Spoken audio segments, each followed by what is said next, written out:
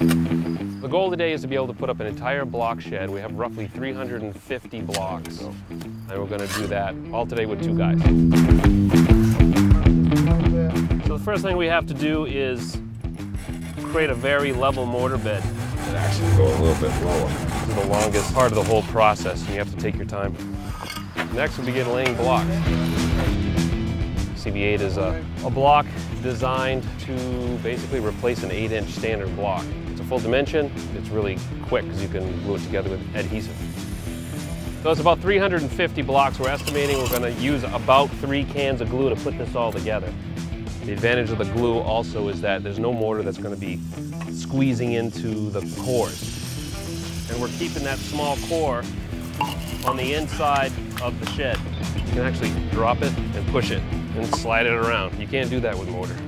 After the wall is up, a hole can be cut wherever you want to locate an outlet, as well as any other small pipe or water line. We have to set up scaffolding next, but after that it should go as quick as this. In order to go quickly, we have a precast lintel system. 2 people can put them in by hand. We need to cut the top of these blocks, knock them out, set the rebar in, and then grout. Oh, it's fun. I mean, when this thing goes up this quick, very satisfying. This is the easiest construction there is in masonry. The production is so much quicker.